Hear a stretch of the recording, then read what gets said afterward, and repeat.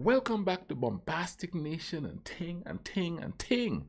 Back with some more vibes for you. And someone asked, hey, could you do geography now? Estonia. So you know what? Let's check it out because I'm interested in that little area over there. You understand? So without talking too much, let's YouTube and simmer. Once upon a time, there was a nerdy girl in school who was always getting picked on. One day, the school had a talent show. She took off her glasses and sang with a passion beyond all comprehension. Every guy asked her out after that. That's basically Estonia. It's time to learn geography. No! Hey everyone, I'm your host Barbie. Welcome back to Europe, and we have reached our first country in the Baltic, Estonia. This is gonna get good, trust me. But first,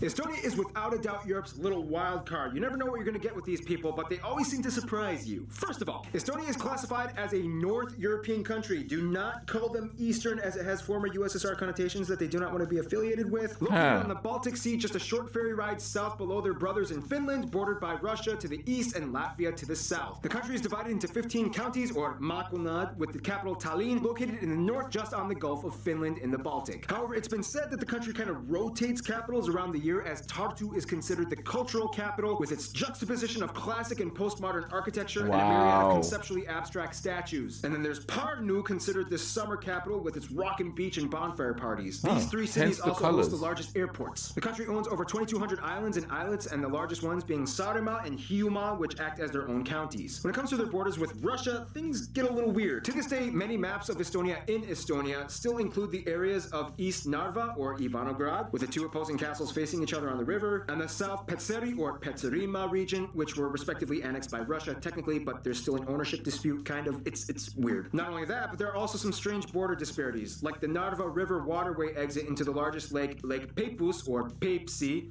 Peipsi, the largest transboundary lake in Europe. And then there's the Saatse Butte, a part of Russia that overlaps the Estonian 178 road for only 900 meters. Drivers from Estonia are not required to carry permits when passing through on car, but they're not allowed to pass on foot or stop by and pick any of the mushrooms. The Latvian border is pretty simple and straightforward until you get to the town of Valga, in which you get another Haskell line. Hey, your road goes through just a little portion of my country. You could drive through it, but don't you dare pick our mushrooms. That's funny. Incident in which the entire town is split in half by the border, running straight through streets and roads. Speaking of roads, in the wintertime when the Baltic freezes over, a charming little miracle happens. Estonia gains the world's longest ice road that travels from the mainland to Hiiumaa Island in the west. The road is about 26 kilometers long and operates between January and March, when the ice is just thick enough to carry the weight of most vehicles. Speaking of roads again, Estonia has strict rules on wearing reflective clothing at night. If you are caught at night not wearing something that helps others see you, you could get up to 400 euros in a fine. Otherwise, Estonia is quite a charming place with quaint towns and saunas everywhere, and clear Wi-Fi can be found even in the most remote areas in the country. Even in the middle of the forest, which is actually kind of growing pretty fast. Let's explain in... Yep, explain, Barbie. Okay, I didn't really think it was going to be this easy, but one way you can remember what Estonia is like is that it's really actually kind of stony. Found in the lush forests and meadows, Estonia is actually home to more giant boulders than any other European nation, over 60 of which have diameters over 30 meters wide, all of which protected by the government. Not only that, but Estonia also has more meteorite craters per square kilometer than anywhere else in Europe for some reason. The most notable ones being the Kali craters on Saaremaa Island, and the massive 8-kilometer wide Neugrund crater under the sea with impact residue pieces found all over the coast of Osumar in the north. And not only that, but Estonia is also Europe's largest shale oil producer, second in the world after China, with most of the rocky deposits found along the north and northeastern parts of the country. By the way, little side note, Shale oil is an unconventional source of fuel in which the oil is trapped in rock fragments and extracted in a process that adds hydrogen to remove impurities. Simply put, Estonia is pretty lush and beautiful. They're actually going through a reforestation phase right now, partially thanks to the declining population, in which now over half of the entire country, some numbers estimate over 60%, is covered in forest. Estonia is generally flat. I mean, the highest point, Suurmunamägi or Egg Mountain, is only 318 meters tall, and at over 1,400 they have a ton of lakes and even more small ponds. The rest of the country is comprised of open bogs, fens, and wetlands. They're never short in supply of fresh, boggy mud. And waterfalls, oh my gosh, some amazing ones like in Valaste, Yagala, and Keayoa Falls Wow. are some of the most pristine, magnificent nature sites. But definitely try not to miss out on the national animal, the charming blue barn swallow. In terms of produce, Estonia is a very hearty meat and potatoes type of country, with national dishes like blood sausage like and up here in lingonberries and Appalachia where I or live. Baltic dwarf herring. They love that hard liquor, and it comes really cheap too. Because the alcohol is expensive and highly regulated by their government, Finnish people typically take the 45-minute ferry to Estonia simply to just buy cheap alcohol and come back. I'm not even joking. Oh, Estonia, you people are so unique. Let's tell the world who you are.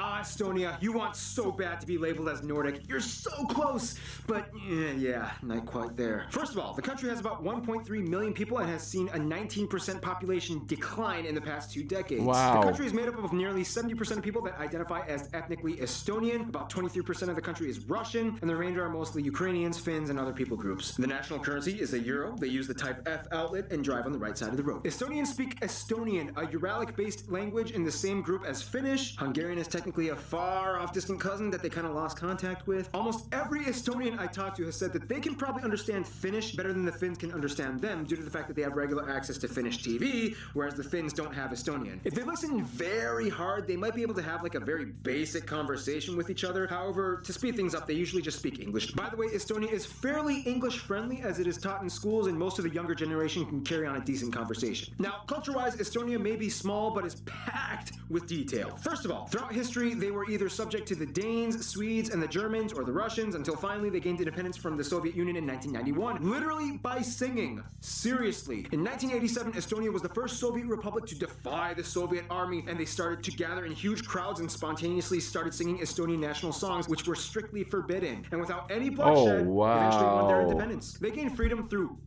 No, that was a revolution. A revolution by song. We don't like what's happening to us, so we're going to just sing. That's a happy revolution.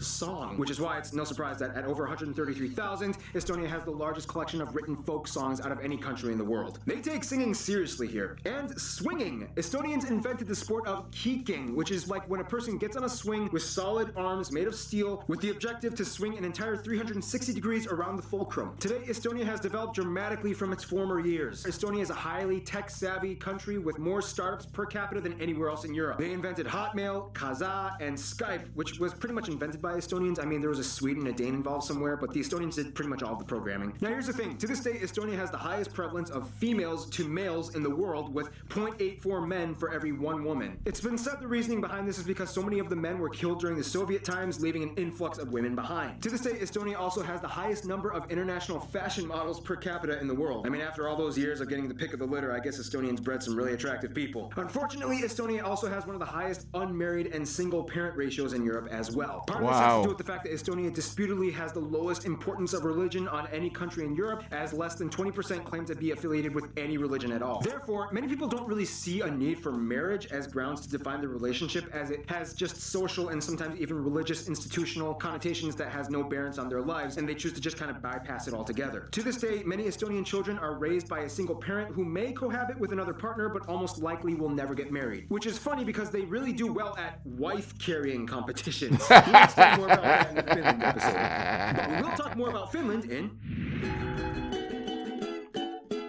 Okay, so since the fall of the Soviet Union, Estonia has pretty much re-revolutionized the entire way that they engage with outsiders. In 2004, they joined the European Union and quickly gained ties to the Nordic countries that they've longed to unite with for like forever. Iceland was actually the first country to recognize their independence, and Estonians to this day even consider themselves Nordic, although the term is kind of debatable with other Nordic countries. Again, after the fall of the Soviet Union, Estonia actually kind of still kept close ties with all the other former states that also gained independence, like in Central Asia, Kazakhstan, Uzbekistan, as well as the Caucasus regions, Azerbaijan, Armenia, and Georgia. It was kind of like, hey, remember the old days when big old Russia used to control us? Well, not anymore. High five, bro! Lithuania and Latvia are kind of like the two friends that they used to play with in the sandbox when they were kids, but then they kind of grew up and kind of stopped hanging out. Lithuania and Latvia are kind of like, Estonia, just accept the fact that you are Baltic, not Nordic. Join us! Their best friends, however, would have to be Finland. Finland is kind of like the bigger brother that has always loved his little sister, but hated seeing her get tossed around from empire to empire. They share the same cultures and general life values values and have always been there for each other as the last surviving Uralic peoples on the planet. In conclusion, if Europe was a choir, Estonia would be like that one girl who didn't get any solos, but then gets to sing that one high note that causes the whole crowd to give her a standing ovation. Stay tuned, Ethiopia is coming up next.